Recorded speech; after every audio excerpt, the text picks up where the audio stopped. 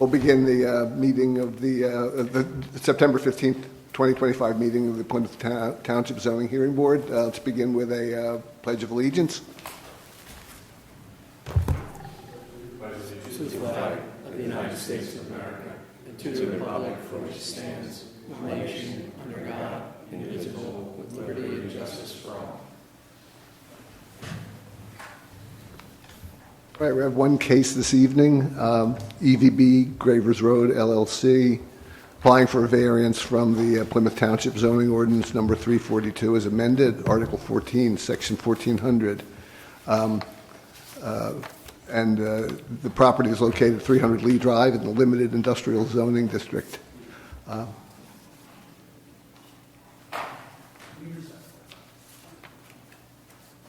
Lewis, you're representing this? Yes, good evening, Mr. Chairman.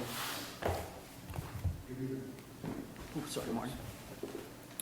Before we begin, Mr. Chairman, I might ask if there's anybody here who wishes to become a party to this matter. Seeing no response, Mr. Lewis, it would be appropriate if you proceed with an offer of proof and then call your witnesses to confirm that. Great, thank you, Mr. Sand. Thank you.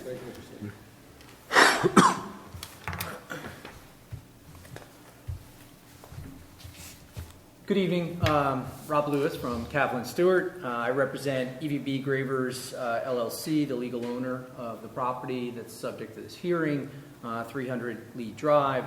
I do have with me this evening behind us Kevin Bowe, the owner of EVB Gravers, and our civil engineers to my left, Marty Eustace from Eustace Engineering. As is my practice, I have handed to the board a packet of exhibits. In presenting an offer of proof, I'll go through those exhibits, marking them for the record, summarizing the application, the request for relief, and then at that point I will call Mr. Eustace to adopt that opening as his testimony, and to the extent Mr. Bowe is necessary, he's here to answer any questions you may have as well.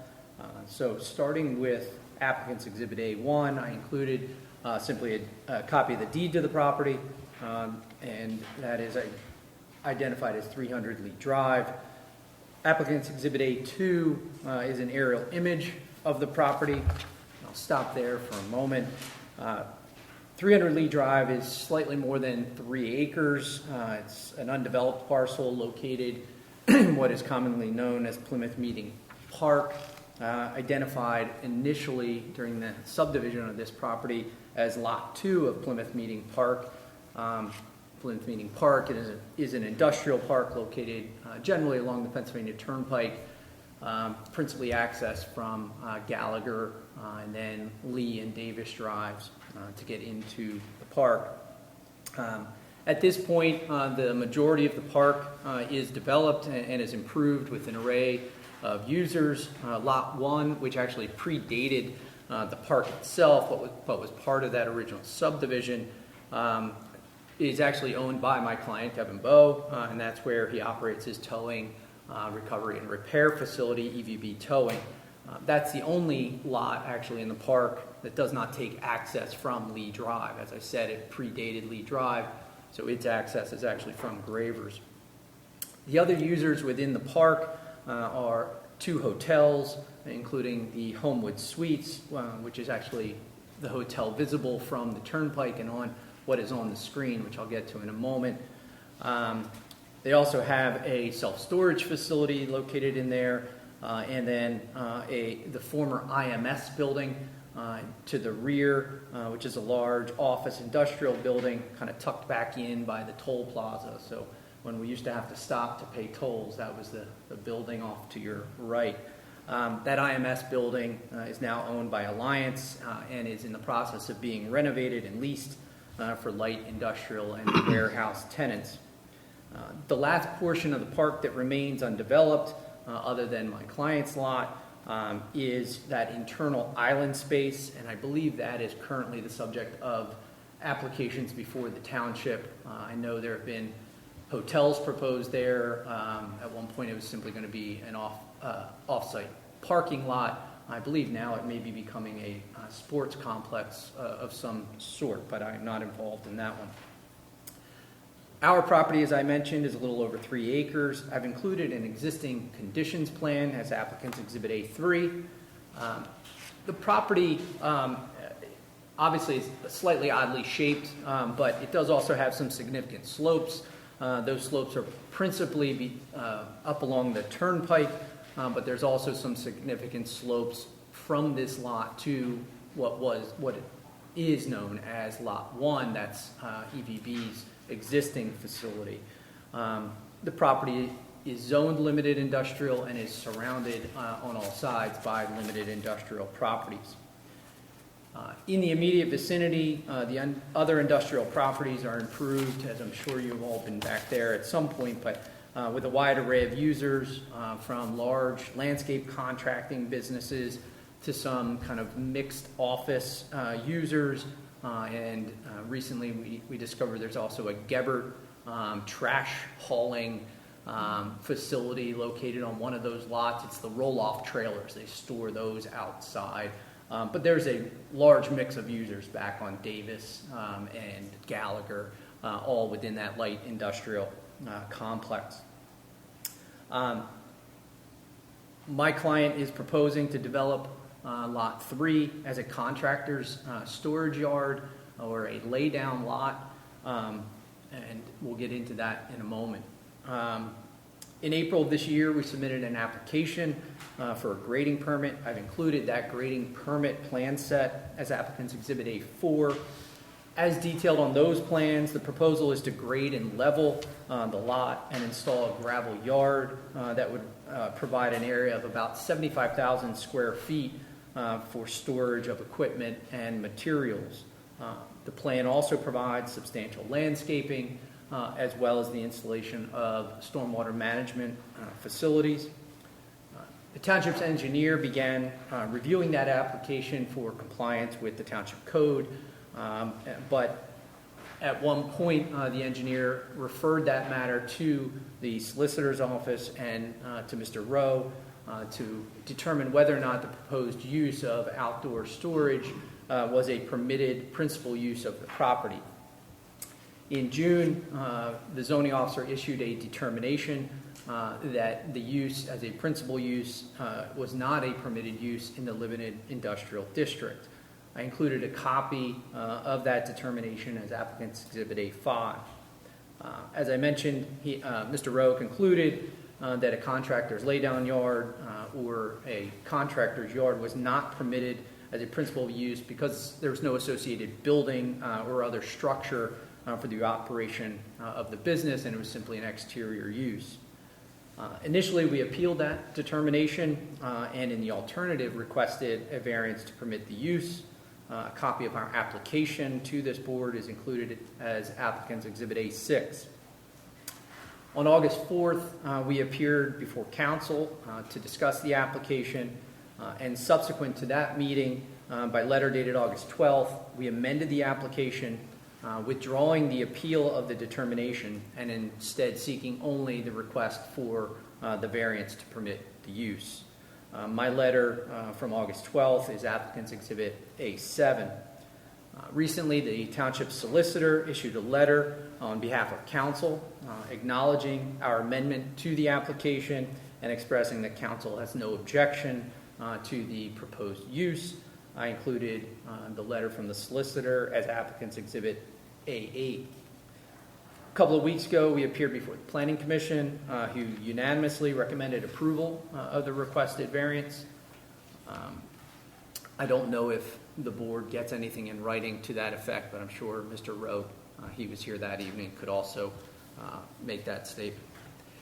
In short, we believe that the proposed use is consistent with the intent of the limited industrial district, that the use is consistent with many of the surrounding uses, and will have no greater impact on the adjoining properties than many of the other permitted uses, nor would it have any detrimental impact on the general health, safety, or welfare of the township. Indeed, we believe this use would have significantly less than some of the manufacturing or other heavier uses that would otherwise be permitted. My client intends to lease the space to a contractor that requires space for the storage of equipment and/or materials as they're getting ready to deliver those to a job site, much of which is likely inefficient to be stored within a building. For example, right now we have a current LOI. We are not at a lease yet, but we do have an LOI with a company called JK Steel Products. JK Steel is a very large steel distributor. JK Steel manufactures and distributes very large steel products, including sheet piling, structural pipes, and bridge and trestle steel. So very large steel components that they manufacture elsewhere, but they need a place to put those before they take them to a job site. So those are the kinds of tenants that we are looking at. We certainly hope that JK Steel materializes. Part of that is actually us being able to get them in a timely fashion. They desperately are in need for a location. So I have included as Exhibit A9 what is on the screen now, and this is a rendered version of the current site plan. As noted on that site plan, the proposed use will be completely screened with landscaping and will be secured with fencing. Access to the property is proposed by way of 2 driveways along Lee Drive. Although the property is entitled to use the regional stormwater facility, if the board recalls any of the prior applications, when this park was created, one very large stormwater basin was created on what was called Lot 6, which is just below the island, kind of on the, I guess that's the southern portion of the site. That was designed to handle the maximum impervious coverage for all of the lots. But obviously stormwater management regulations have evolved in the 20 years that this park has been in existence. So Mr. Eustace and his firm have designed additional on-site stormwater for this facility. So we're proposing to install that here to manage all of our stormwater flow. Given the size of the grading operation at 3 acres, this proposal will have to go through a full NPDES permitting process with the county. Have to make sure that we comply with all of their stormwater management regulations. Marty is in the process of completing that application, but we will have to go through that in order to make use of the lot. I'm lucky enough that I have represented several of the owners of the other lots within the park. The owner of Lot 3, which you can see on Exhibit 9 here, the Springwood Suites Hotel. I also represent Alliance, who now owns that large IMS building. I did discuss this application with both of those owners, and neither of them have any objection to the project. I did represent the self-storage facility, which is on the other side of the island. My client there unfortunately sold that to a national storage facility, and I was not able to make contact. But given the lessened impacts from this, I surmise that they too would have no objection to the project. My client on Lot 3, after discussing with him, his only concern was simply to make sure that the landscaping depicted on the plan was installed as depicted on the plan, and they did request that any of the evergreen trees that are being proposed be installed at 8 feet in height, and we are agreeable to that. Get them started a little taller than I think the ordinance requires. I believe the ordinance only requires 6 feet, but we would agree to that. But otherwise had no objection. The landscape screening was the one comment or question from the Planning Commission, really was just making sure that it was well screened. They were happy, I believe, with what is proposed here with the double rows, as well as supplementing the plantings around the stormwater basin. The only side of the project we're not proposing landscaping is between the existing EVB operation and here. One, because that's Mr. Bowe's property, he doesn't feel the need. It'll actually let him make sure he can keep track of what's going on that yard. Plus, as you can see on the plan, there is grade there, and there will be a retaining wall along that frontage. The only other comment really from the Planning Commission had to do with security. And as we mentioned, the entire lot will be fenced. The level of security beyond that will really depend on the tenant. If it's somebody like JK Steel, nobody can steal their product. It's too large to be taken away. So fencing with just a gate is probably sufficient for their use. If you had somebody that had other machinery or something like that, they may choose to install some cameras or something a little bit more technical just to make sure that everything remains secure. But that will be tenant driven. And again, the Planning Commission was on board with that. We did explain, the question came up, and we explained to the Planning Commission that if in the future EVB wishes to expand their operations from Lot 1 onto Lot 2, they would need to seek zoning relief for that. That is not the proposal here. That operation as an auto repair facility is a non-conforming use, so the current ordinance provisions would not simply permit a by right expansion onto a lot. So we do understand that any expansion of that business will require zoning relief if that's what Mr. Bowe does at some point in the future. But that is not the plan here. This is intended to be leased to a third party. So as I mentioned, I have Mr. Eustace with me. If the board will permit me, I will ask him a few questions and ask him to adopt my opening, and then make ourselves available for any questions that you may have. Yes. Raise your right hand, please, sir. State your full name for the record. Martin J. Eustace III, Spell your last name. EUSTACE. Thank you, sir. Judge Flanagan, do you solemnly swear or affirm the testimony you're about to give in this matter is the truth, the whole truth, and nothing but the truth, so help me God? I do. Thank you. Thank you, Mr. Eustace. Mr. Eustace, if you can just please state with whom you're currently employed and how long you've been so employed. Eustace Engineering, approximately about 30 years. And am I correct, you're a licensed professional engineer in the Commonwealth of Pennsylvania? That's correct. And I know because you've sat next to me in many of these, but you have previously testified before zoning hearing boards, Yes, and in those proceedings you were offered and accepted as an expert in civil engineering. that's correct. And the plans that I identified for the board this evening is A3, A4, and A9. Those plans were prepared by you or at your direction. That's correct. You're familiar with 300 Lee Drive and the content of those plans. That I am. Mr. Eustace, you heard me describe the application, describe the property, describe the proposed use.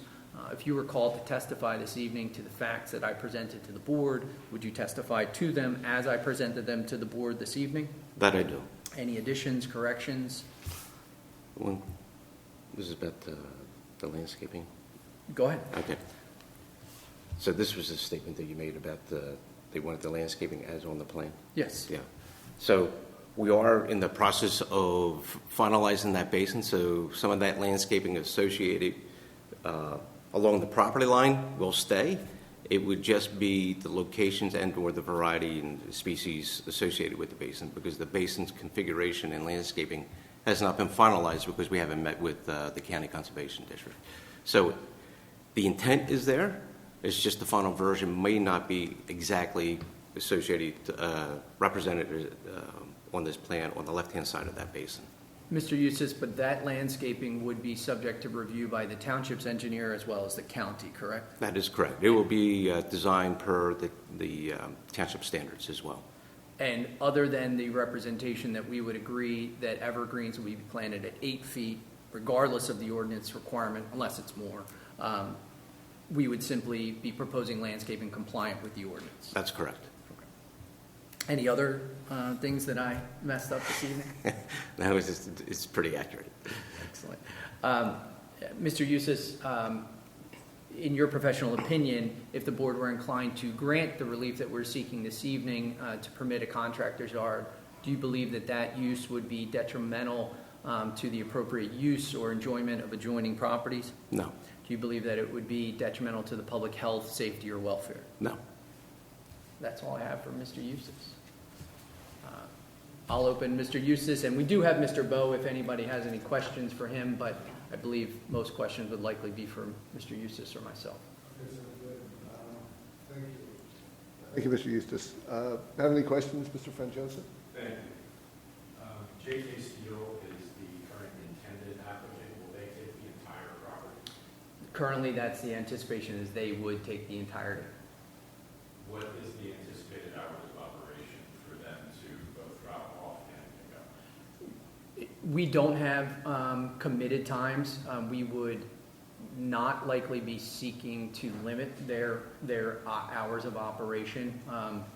Most contractors, as you know, operate on off hours, so it is likely that contractor of that nature probably gets started at 5:30, 6 o'clock in the morning.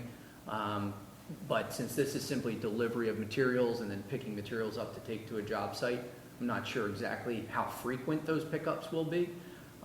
It will really be tenant driven. And the hotel next door is aware of that? Yes. And dropping of steel and picking up of steel and the potential impacts to their clientele? They are, yes.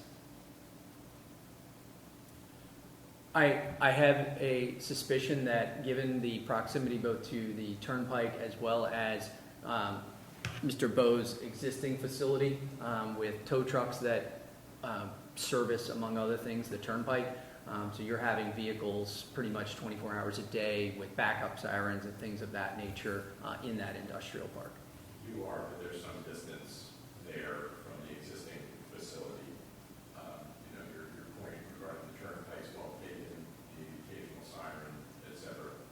But large loads of steel being dropped and picked up and laid on the bed can have residents. I am also hopeful that because of my relationship with the owner of that lot, I think he is mindful that he can always reach out to me to discuss with Mr. Bowe if there are any. He did mention just simply challenges, right? We all know that landscaping dies. And he said, look, I just want them to maintain the property. I want the landscaping to remain.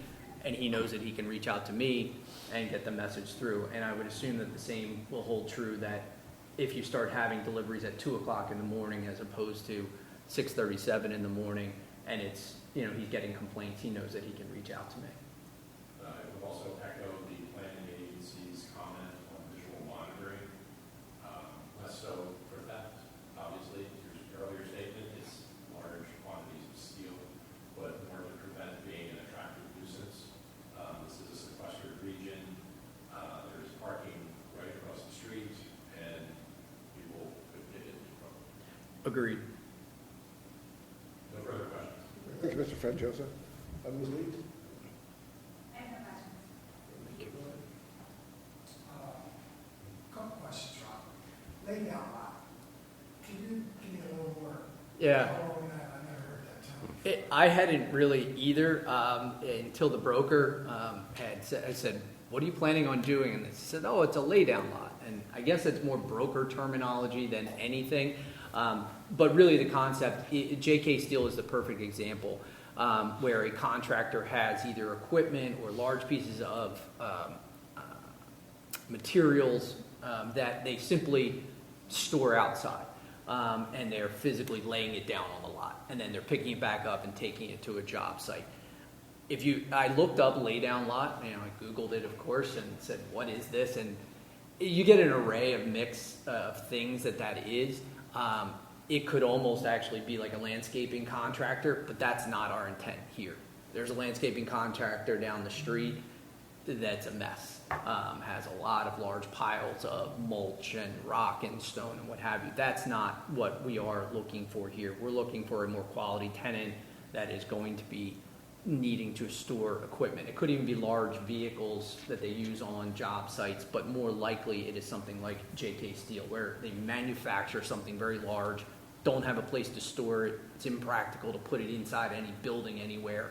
They have to put it somewhere before they deliver to a job site.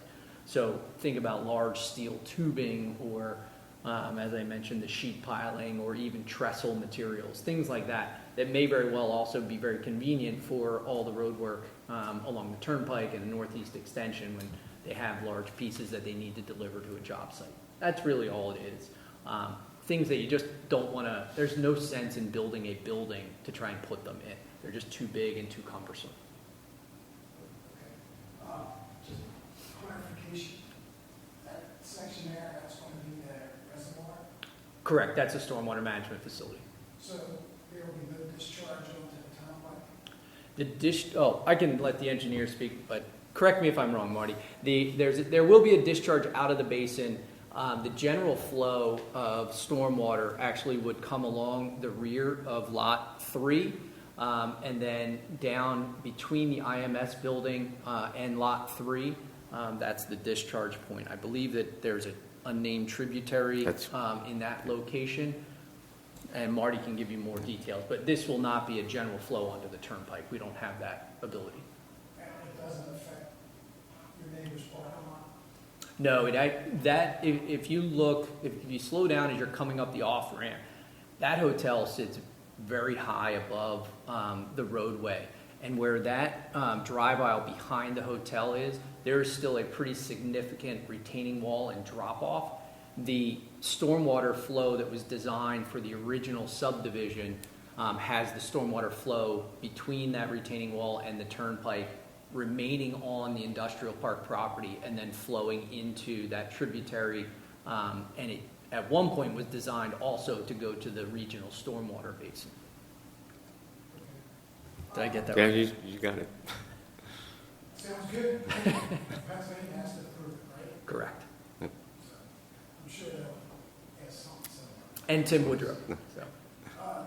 Just two other questions. One's that if this property, is it still owned by Plymouth Hospitality, or the deed shows it's transferred? It is, EVB Gravers does now own the property. And EEB is this property, and now they own this property. That's correct. So that should be correct. This is up to date, right? Except for that. Maybe? Correct. Typically when Mr. Eustace initially puts down the plan, it's before the transfer. Yeah. Tractor trailers, if you're gonna have steel out here, you're gonna have both big AT-wheelers coming in. Yes. Is there any studies on the size of the roads needed, turning radiuses, stuff like that? So that's a very good point. Lee Drive is a private drive, private road maintained by the owners of the lots around that. So any impact to the road in terms of when it has to be repaired, replaced, is actually the responsibility of all those owners. The IMS facility is now planning also on having tractor trailers. They're providing new loading facilities and what have you. It is my understanding that Lee Drive was designed in a manner to make sure that tractor trailer traffic can circulate around Lee Drive without a problem. And I'm sure Tim Woodrow will double check that with the grading permit application. Wait, if you're coming off Gravers Road to go on the Lee Drive, right? Isn't that a tight angle there? And Mr. Lowe would know that. The easier access is actually if you come up Gallagher, you turn onto Davis, and Davis, this is going back way too far. Davis then connects to Lee. Davis was a private drive built by Jim Kilduff a number of years ago. There were several arrangements providing access, but there the turns actually are much less abrupt than if you were to come all the way up Gravers and try and make a hard right onto Lee. So in all likelihood, if a truck is coming off the turnpike, they'll come all the way down Chemical Road to Gallagher, and then come up Gallagher to Davis, and then Davis onto Lee, and then likely circulate back out that same way. Generally keeping that traffic within more or less the industrial component of Plymouth Township and able to get on and off of the turnpike and the Blue Route. So we don't foresee any traffic issues with a tractor trailer not being able to make a turn and having to back up? We do not. We do not. It was supposed to be designed when it was done, I think, in 2004, to really be more of an industrial park. But the park suffered the first very number of years. They couldn't get any tenants. It's hard to believe that we didn't have. Has this tenant checked that out? Looked into that at all? I'm not sure if they have, but I'm sure they will. I'm sure they're going to want to know. For example, I have a client that their use requires what are called low boys. So that's an even larger trailer, and a low boy has more difficulty making turns. And so when that client is looking at sites, they have to actually run their own turning templates because their vehicle is different than a standard, WB 52 or 53. So if this tenant has a truck of that nature, it would be incumbent on them to make sure that they can make those turns. No more questions. Is I believe that, I guess Mr. Bowe owns the property at 601 South Gravers, the one with the, is there any, elaborate a little bit on the plans for reducing or changing the barrier between that and 300 Lee Drive? 'Cause I know it's sort of like a drop-off. There's at least like a metal fence, if I'm not mistaken, around there with some arbor vitae currently. Yeah, here, the plan, to level our site, we will actually be required to put in a retaining wall. That's what that large or heavier line is there. So it will provide greater separation between Mr. Bo's existing use and this proposed use. We will sit a little bit higher, so there will be a retaining wall there and a fence on top of it. Will the landscaping shield the view from the Homewood Suites and the Stay America? It will, from a ground level, on a second and third floor, not for quite some time. But you wouldn't expect the steel or anything to create any kind of eyesore for people to be looking at? No, I mean, no offense to my client, but those tenants are looking out over his auto repair facility okay. right now. So okay. having some green space between them and that, I would assume is an improvement. Yeah, well, I think if they're checking into a hotel in an industrial area, I think they probably would know what they're getting into And anyway. you can also see the orientation of that building generally has rooms facing either the turnpike or into the center of the industrial park, not looking out over the towing facility. Those are all the questions I have. Thank you. Great, thank you.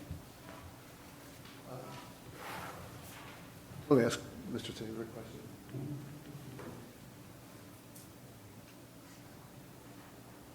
Did I miss anything? Okay.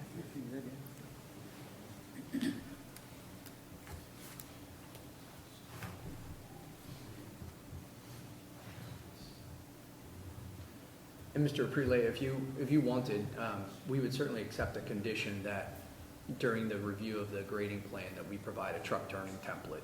We'd be happy to provide that. Tenants are. And Tim Woodrow might ask for it, so, yes.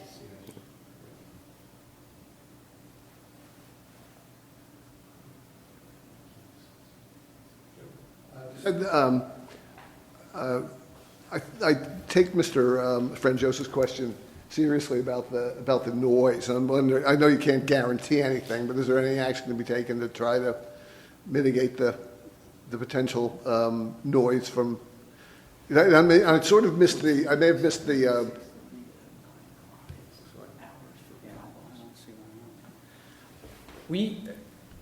Obviously, we don't have an exact tenant, and we hate to make it more difficult, but if the board were inclined, we would accept like a 6:30 in the morning to say 9 o'clock operating hours, for pickups and drop-offs. We'd be willing to accept that limitation. It works. I think that's it. Okay, that'd be acceptable. Thank you. Okay, do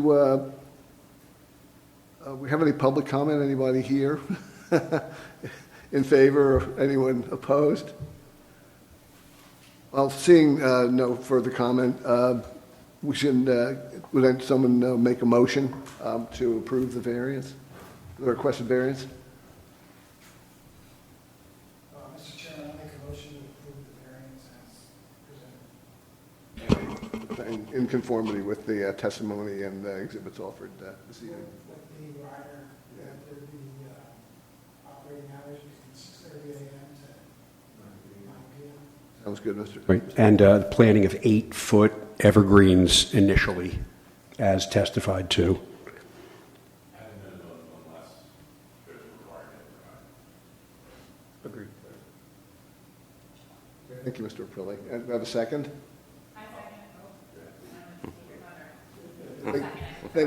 Thank you, Ms. Leeds. Okay, we'll have a roll call vote. Mr. Franjosa? In favor. All right, Mr. Aprilli? In favor. And the chair votes in favor. Thank you. Thank you very Yeah, much. thank you. Yeah, good luck. Sounds like a good plan, actually.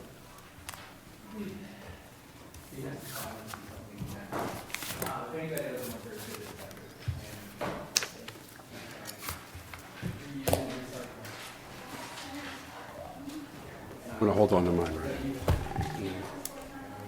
Thank you, Mr. Lewis. Appreciate it. Oh, yeah. All right, the meeting is adjourned. Thank you.